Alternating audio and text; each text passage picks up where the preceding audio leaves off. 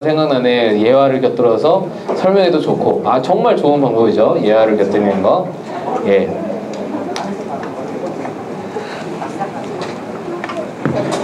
네, 오늘 세 번째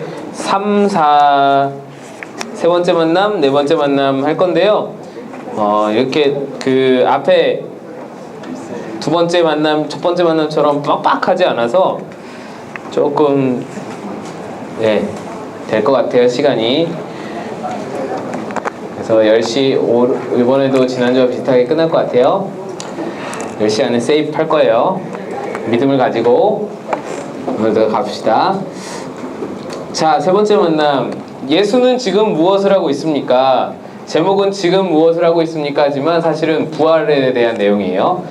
그러니까 지금 무엇을 하려면 예수님이 아까 죽으면서 끝났으면 지금 무엇을 하실 수가 없죠. 시신으로 계셔야 되니까. 근데 지금 무엇을 하고 있다라는 것은 부활했다는 얘기니까 부활에 대한 내용이에요. 예수님은 예수님은 1번 자신이 죽은 후에 어떤 일이 일어날 것이라고 말했습니까?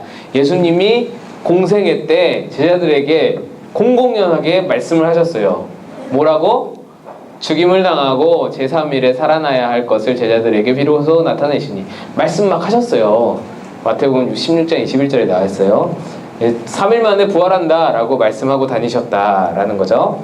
2번, 성경은 예수님이 자신이 예언했던 대로 다시 살아났다고 전하고 있습니다. 부활한 예수님을 어떤 사람들이 보았습니까? 이거 한번 보세요. 성경에서는 예수님이 예언한 대로 살아났다고 하는데 그 증인들이 누구냐? 라고 묻는 물음이에요. 질문이에요. 고린도전서 15장 3절에서 8절에 나와 있어요. 자, 이게 바울의 고백인데 바울 이렇게 해서 쭉 해서 성경대로 사흘 만에 다시 살아나사 게바에게 보이시고, 게바 누구야? 베드로. 12제자에게 보이시고 500여 형제에게 보이시고 그 다음에 야고보에게 보이시고 모든 사도에게야 맨 나중에 만삭되지 못한 자 같은 네 개가 누구예요? 바울이에요.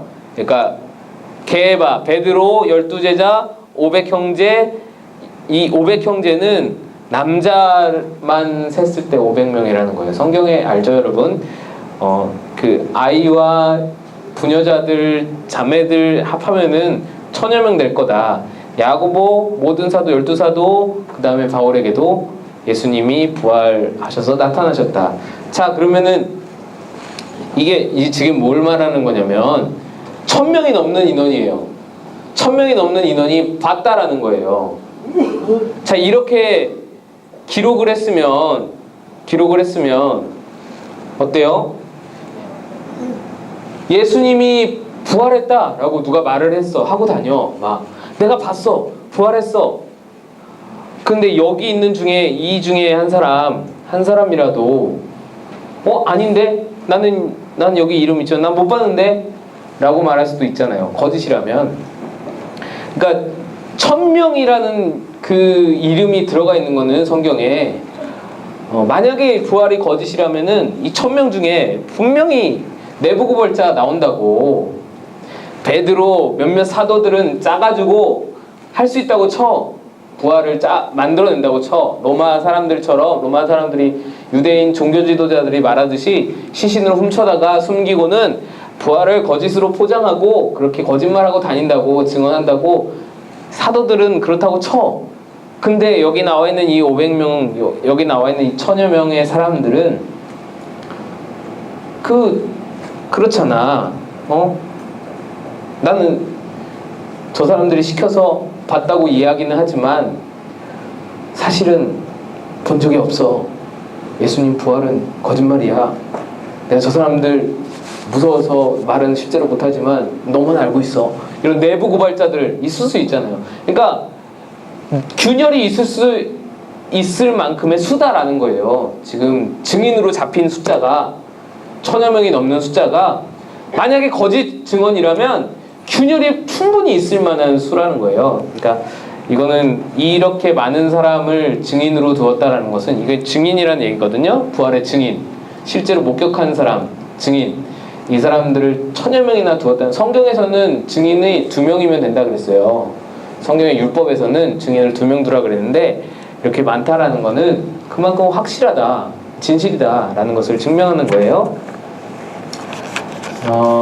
그리고 세 번째, 부활한 예수님은 제자들에게 자신에 대해 무엇이라고 선언했습니까? 사도 바울은 부활한 예수가 어떤 분이라고 선언했습니까?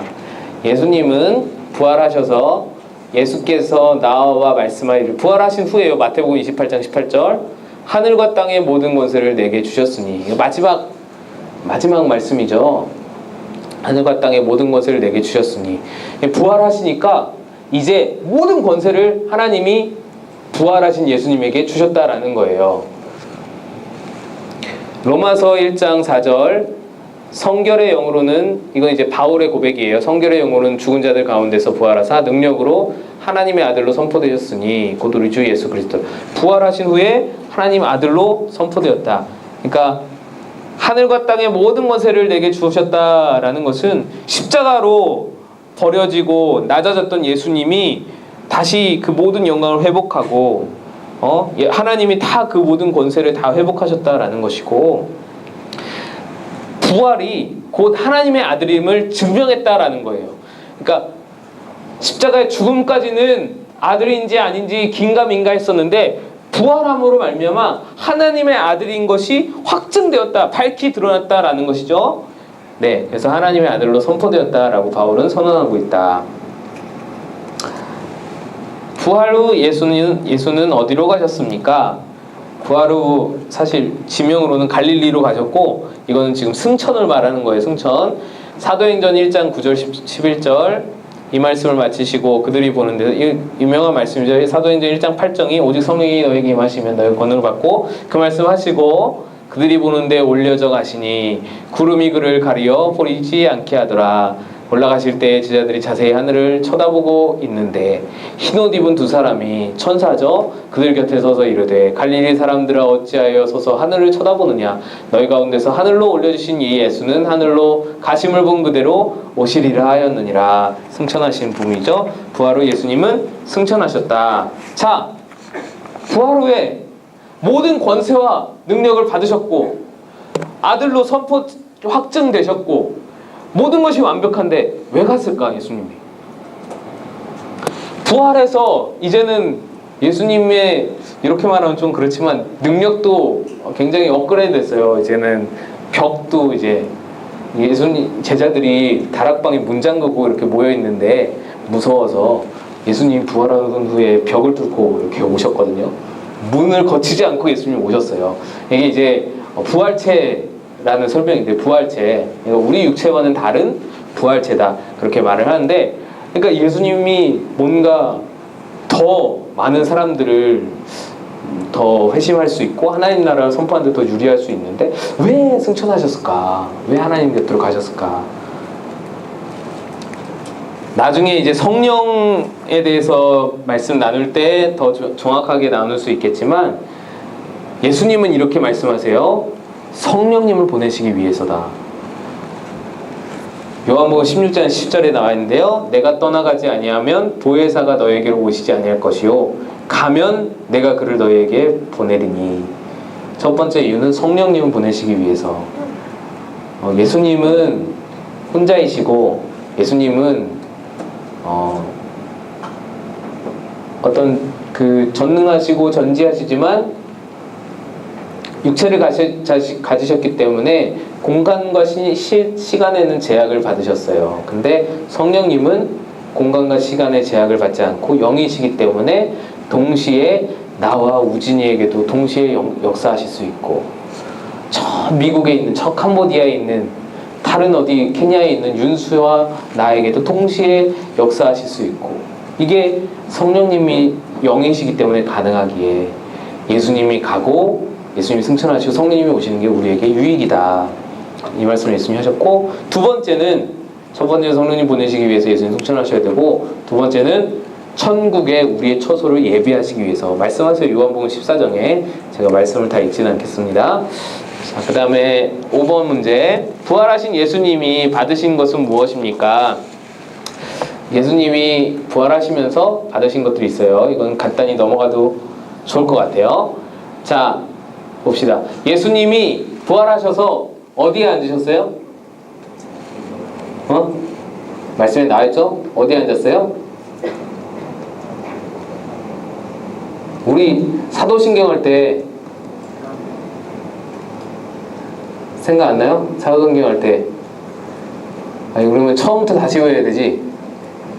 본디오 빌라도에게 고난을 받아서 십자가에 못 박혀 죽으시고 장사한 지 사흘 만에 죽은 자 가운데서 다시 살아나셨으며 하늘의 응시여 전능하신 하나님 아버지 우편에 오른편에 앉아 계세요. 하나님 보좌 우편에 계세요. 예수님이. 이게 신학적으로 기독론적으로 예수님이 어디 있냐 그러면 우리 뭐라 그래요? 내 마음에 있어요. 이렇게 하잖아요. 근데 사실 틀려요. 예수님은 하나님 우편에 계시고 성령님이 내 마음에 계신 거고 신학적으로는 그래요. 근데 그게 뭐 하나님 뭐 큰 상관은 없죠. 그게 사실은 큰 상관은 없는데 아무튼 예수님은 지금 하나님 우편 보좌 우편에 앉아 계신다. 거기서 우리를 위해 중보하시고 그러시죠. 예수님은 그 다음에 그래서 우편 자리를 앉으셨어요. 우편이란 거는 통치권, 주권을 의미해요. 오른팔 그런 것들을 의미해요. 하나님 우편에서 통치하시고 그래서 모든 통치, 권세, 능력, 주권 이 세상뿐 아니라 오는 세상에 일컫는 모든 이름 위에 뛰어난 이름 만물을 그 발 아래 복종하게 하심 만물 위에 교회의 머리 모든 것을 다 받으셨다. 자, 첫 번째로 요약하면 이거예요. 우주 만물의 주관자의 그 어떤 권세를 능력을 받으셨고 두 번째는 교회의 머리가 되셨다 이겁니다. 그래서 현재 어떤 위치에 계십니까는 우편에 앉으셨다라는 거고 현재 어떤 것들에 뛰어나십니까는 모든 정사, 권세, 능력 이런 것들이고 또 이름, 모든 이름 세상에 이 세상과 오는 세상에 일컫는 모든 이름보다 뛰어나게 하셨다라는 거고 우편에 앉으신 예수님께 주어진 두 가지 결과는 우주 만물의 주가자이심과 교회의 머리 두 가지 받으셨다라는 겁니다.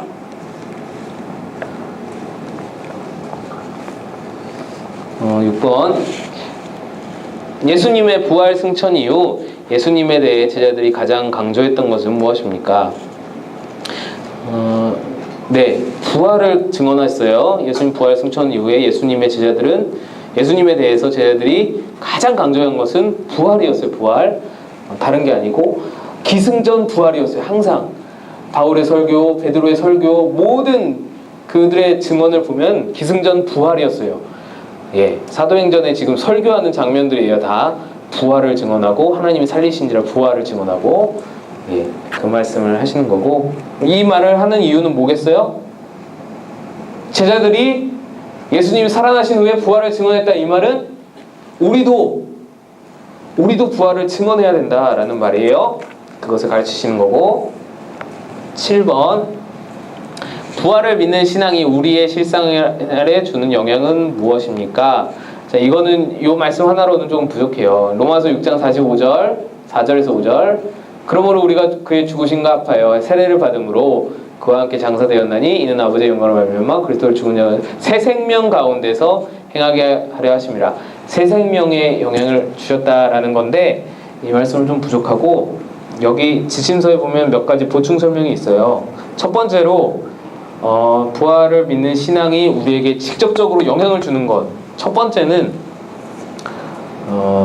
로마서 4장 25절에 나오는 말씀인데 예수는 우리 범죄함을 인하여 내어줌이 되고 또한 우리를 의롭다 하심을 위하여 살아나셨느니라.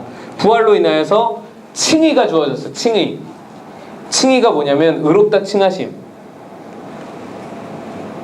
하나님이 우리를 의롭다고 여겨주시는 거예요. 우리 믿음 때문에 우리가 부활을 믿는 그 믿음 덕분에 우리를 의롭다라고 칭해 주시는 거예요. 그러니까 칭의로 말미암아 우리의 삶이 변할 수 있죠. 하나님이 우리를 의롭다 여기세요. 그러면 이제부터 우리는 하나님이 두려운 하나님이 아니야. 왜? 내가 이제 하나님 앞에 죄인이 아니니까. 부활을 믿는 신앙은 하나님이 우리를 의롭다 여기시는 칭의를 얻을 수 있는 거예요. 우리 삶에 변화가 올 수 있다. 우리 실생활에 영향을 준다라는 거예요. 칭의로 말미암아 나 죄 졌어. 어떻게 하나님이 나 싫어할 것 같아. 교회 안 나가야지. 이게 아니라 하나님 앞에 죄를 졌지만 하나님 죄송해요. 용서해 주세요. 다음부터 그러지 않을게요. 그래도 난 하나님이 날 사랑하시면 믿어요. 라고 하나님 앞에 담대하게 나갈 수 있는 거예요. 나 이번에 개판 쳐가지고 차양팀 못 서겠어요.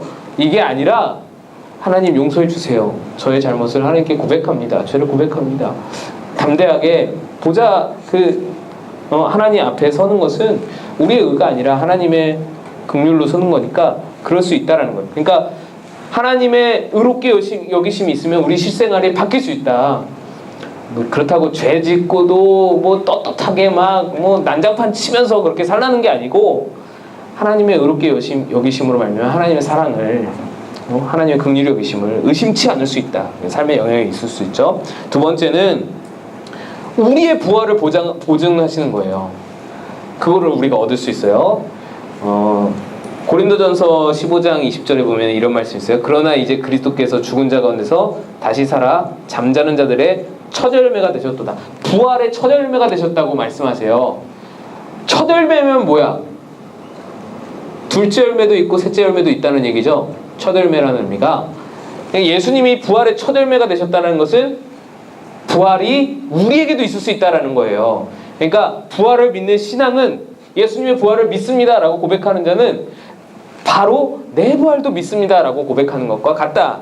그래서 내 부활이 보증이 되는 거예요. 내 부활이 보장이 되는 거예요. 확신이 생기는 거예요. 내 삶이 변할 수 있죠. 실생활에 영향을 주게 되죠. 부활에 대한 확신과 소망이 있으면 두려움 없이 하나님을 위해서 헌신할 수 있게 되는 거죠. 그것이 삶에 영향을 주죠. 네, 그리고 여기서 말한 새 생명, 삶이 거듭나는 거죠. 그런 어떤 영향들이 있을 수 있고, 네, 8번 예수님의 부활이 역사적 사실이 아니라면 현재 예수님을 믿는 사람들에게 어떤 변화가 있겠습니까? 이거는 뭐 말씀 보는 것도 보는 건데 어떻겠어요? 예수님 부활이 사실이 아니다. 거짓말로 밝혀졌어. 어떨 것 같아요? 일단 우리는 예배드릴 때마다 항상 울어야 돼요. 너무너무 슬플 거야. 예수님은 우리를 위해서 대신 죽으시고 살아 돌아오시지 못했으니까 얼마나 슬프겠어. 기독교는 굉장히 슬픔의 종교가 될 거야. 예배 시간에 항상 의무적으로 울어야 돼. 우는 시간이 있어. 그래야 돼. 기쁨의 찬양 부를 수가 없어. 부활이 우리에게 얼마나 큰 의미인지 보면 바울이 고백해요. 그리스도께서 만일 다시 살아나지 못하셨으면 우리가 전파하는 것도 헛것이요 또 너희 믿음도 헛것이며 또 우리가 하나님의 거짓 증인으로 발견되리니 우리가 하나님이 그리스도를 살리셨다고 증언하였습니다. 믿음도 헛되고 여전히 죄 가운데 있을 것이고 잠자는 자도 망하였으리니 우리가 이 세상에서 모든 사람 중에서 가장 불쌍한 자다.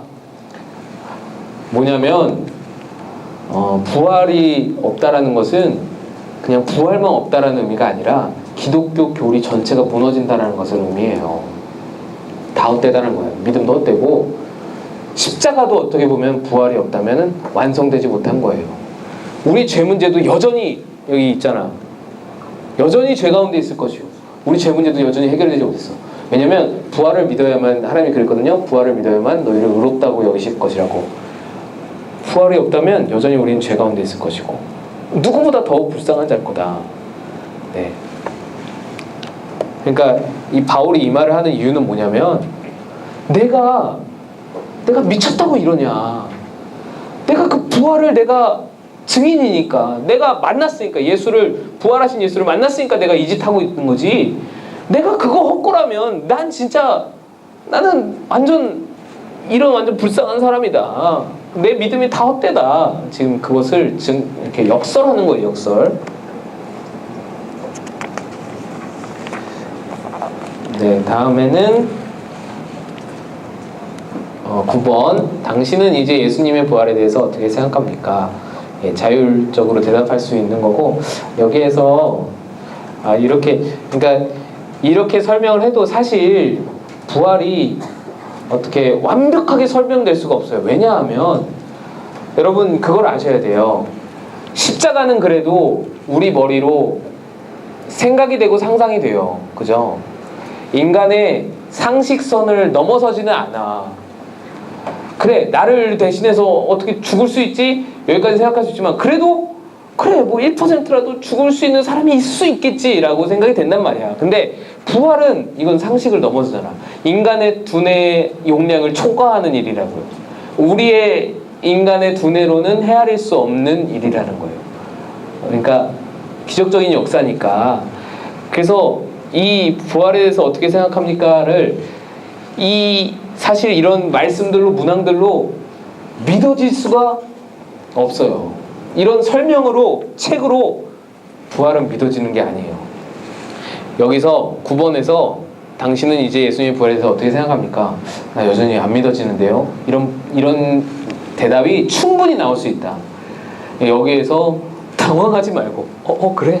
어떡하지? 당황하지 말고 자연스럽게 그냥 넘겨. 아 그러냐? 그렇게 생각하냐?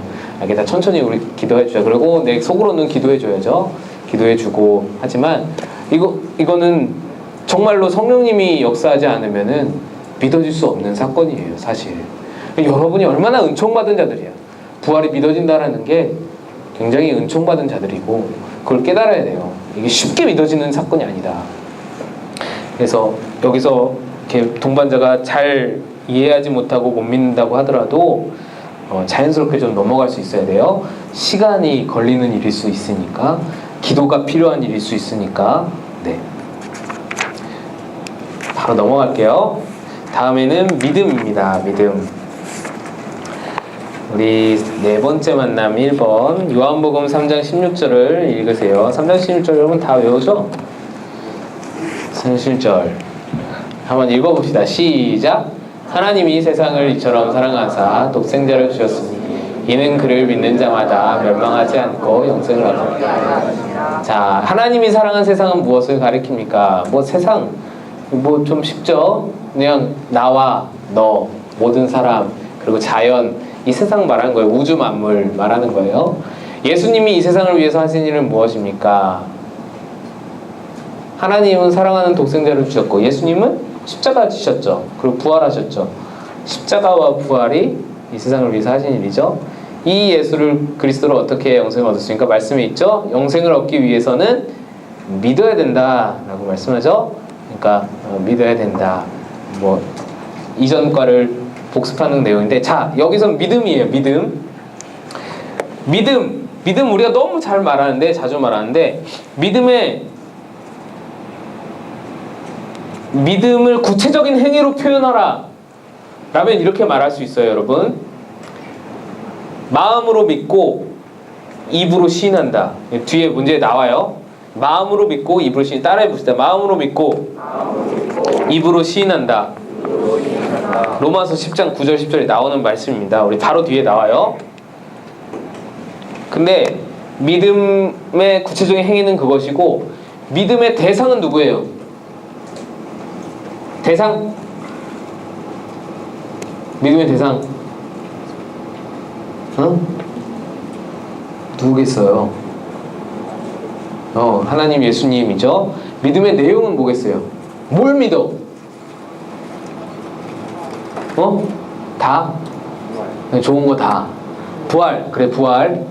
맞아요. 십자가, 부활, 하나님의 창조, 우리를 사랑하심, 이런 것들이에요. 그것을 믿는다라는 거예요. 내용이 그거고 대상은 예수님이고, 그 다음에 믿음의 구체적 행위가 가장 중요해요. 마음으로 믿고 입으로 시인하는 것.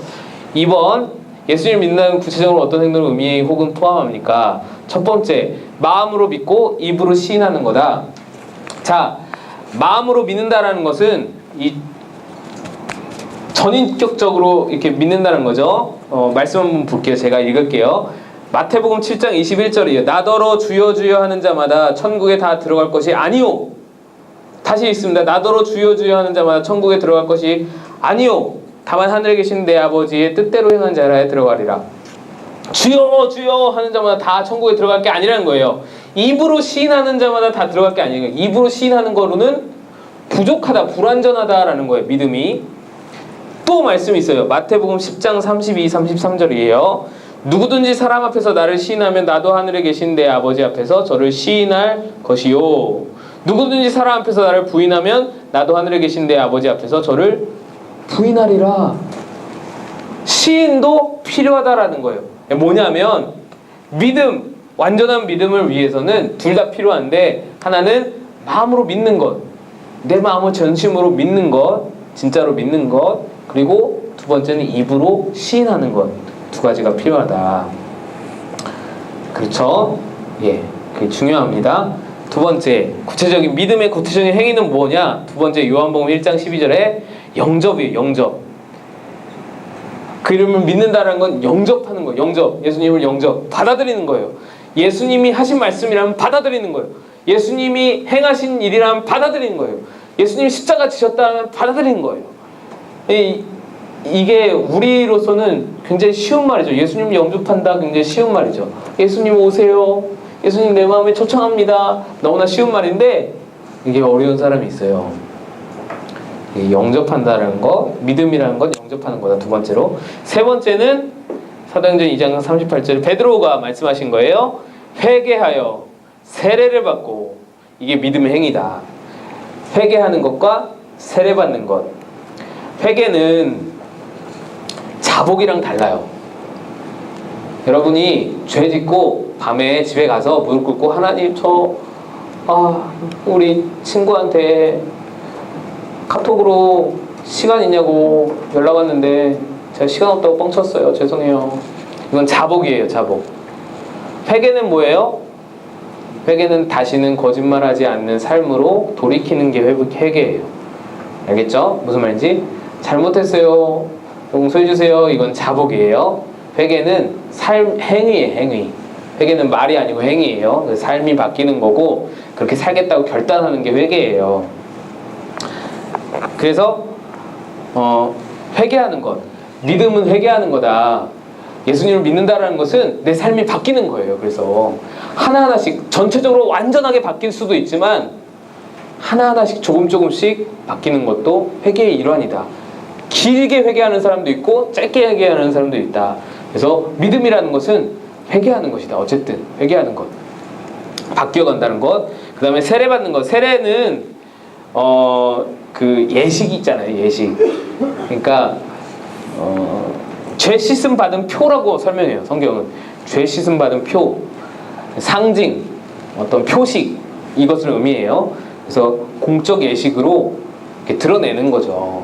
사람이 그런 거 없어도 내 마음에 예수님 믿어요, 회개했어요 라고 생각할 수 있지만, 공적 예식을 통해서 많은 증인들 앞에서 세례 예식을 거행함으로써 몸과 마음가짐이 달라질 수 있고, 그럴 수 있죠. 그러니까 어떤 행위, 형식적인 행위인데, 형식적인 예식인데 그것이 마음에 영향을 줄 수 있기 때문에 세례도 그런 의미에서 받는 거다. 믿음의 구체적인 행위는 다시 한번 설명합니다. 마음으로 믿는 것이고 입으로 시인하는 거다. 영접하는 거다. 회개, 세례 받는 거다. 3번, 예수님을 믿은 결과 개인에게 어떤 변화가 일어납니까? 요한복음 5장 24절 함께 읽읍시다. 시작. 내가 진실로 너희에게 이르노니 내 말을 듣고 또 나 보내신 이를 믿는 자는 영생을 얻었고 심판에 이르지 아니하니 사망에서 생명으로 옮겼느니라. 자, 현재의 상태 뭐냐면 영생을 가진 거예요. 지금 내한테 영생이 있어. 현재의 상태야. 영생을 얻은 거예요. 이거는 원어에서 볼 때는 현재 능동태라고 하는데 영생을 지금 가지고 있는 상태를 말하는 거예요. 그 다음에 심판에 이르지 아니하나니, 이건 미래의 약속이죠. 이제 심판에 이르지 않을 거야. 약속하는 거예요. 미래의 약속. 사망에서 생명으로 옮겼느니라. 과거죠. 완료예요. 완료. 이미 옮겨진 거예요. 생명으로. 영생을 얻은 것과 비슷한 의미겠죠. 그러니까 1번 현재의 상태는 영생을 얻은 것, 미래의 약속은 심판에 이르지 아니하는 것, 과거의 변화는 사망에서 생명으로 옮겨진 것.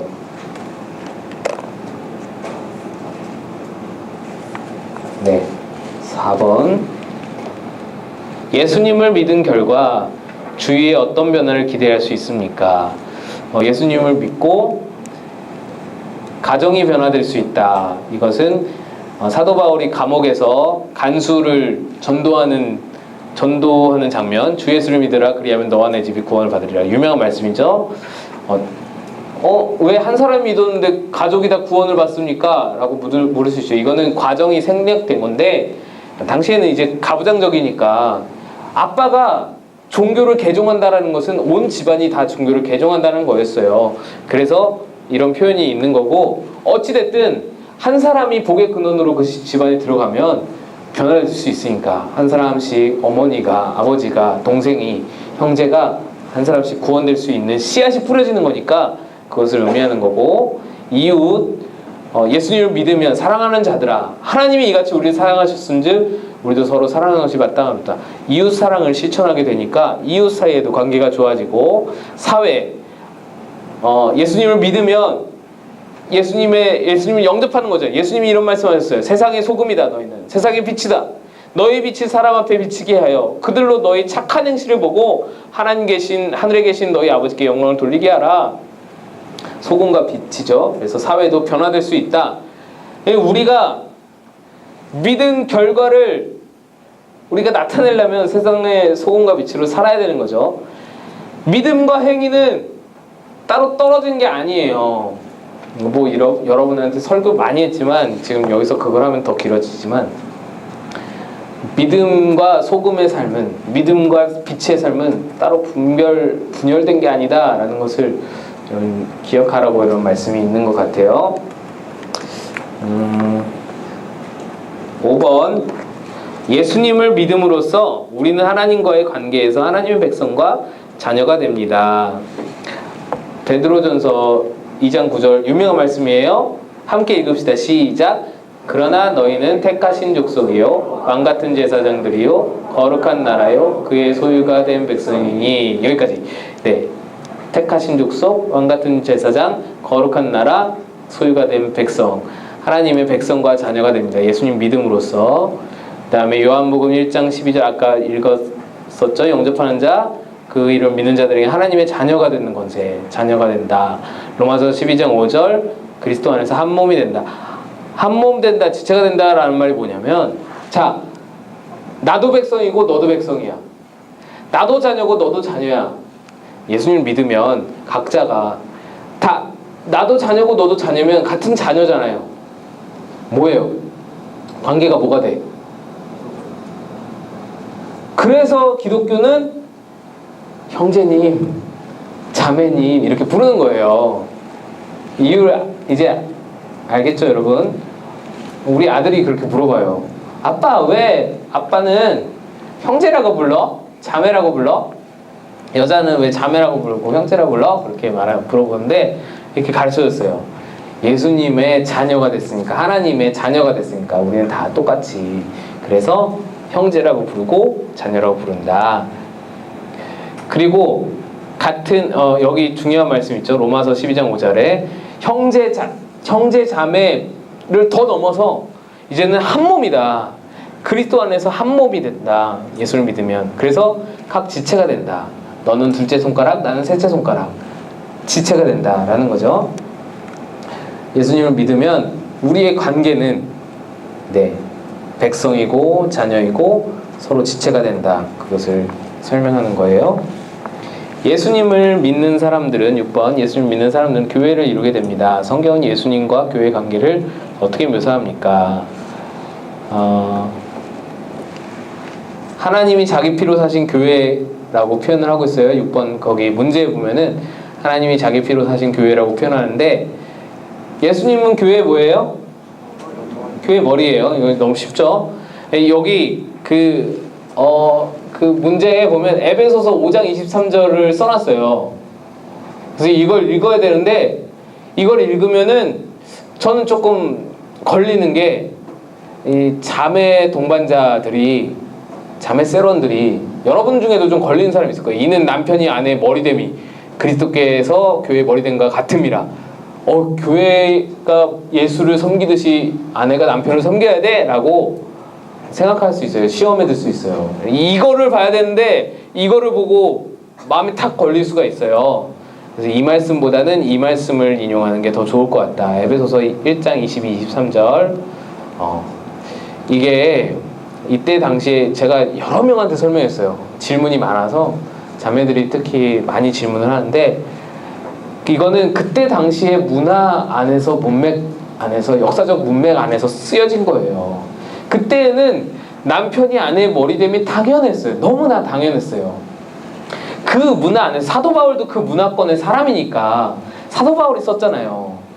그래서 사도 바울도 그 문화권 안에서 또 누구에게 편지 쓰는 거야? 에베소 교회에 쓰는 거야. 사도 바울은 이게 성경이 될지 몰랐어요. 전혀 몰랐어. 성경이 될 줄 알았으면은 좀 더 점잖게 썼겠지. 성경이 될 줄 몰랐어요, 사도 바울은. 에베소 교회에 보낸 편지야. 그때 당시 문화권 안에서. 그래서 그런 상황을 이해하고 읽으면은 전혀 시험이 안 되는데, 어떤 이제 자매들은 읽다 보면은 기독교는 가부장을 이렇게 하나보다 그렇게 생각할 수 있죠. 그래서 이 말씀이 더 좋을 것 같아요. 자, 이제 다 끝났습니다, 여러분. 예, 이거 7번 문제는 자율적으로 대답하는 것들이고요. 어렵다면 넘어가도 괜찮을 것 같아요. 그리고 8번 문제는 영적 기도예요. 이거 영적 기도는 필요한 사람만 하면 돼요. 지침서에 여기 지침서에 영적 기도문이 있어요. 그래서 따라 읽으면 돼요. 주 예수님 하면 그 동반자가 주 예수님 이렇게 따라서 읽으면 돼요. 영적 기도라고 여러분 적어 놓으시면 되고, 예, 그건 자율로 하면 됩니다. 네, 여기까지. 너무 여러분 너무 막 달리는 것 같아서 너무 미안하고, 정말 미안해요. 정말 미안하고, 좀 이렇게 천천히 이야기 나누면서 해야 되는데 너무 달려서 미안하고. 근데 앞으로 분위기가 계속 이럴 것 같아요. 왜냐면 11월 중순부터 플러스 아트를 시작해요. 11월 11일부터 시작하기로 했어요. 그래서 시간이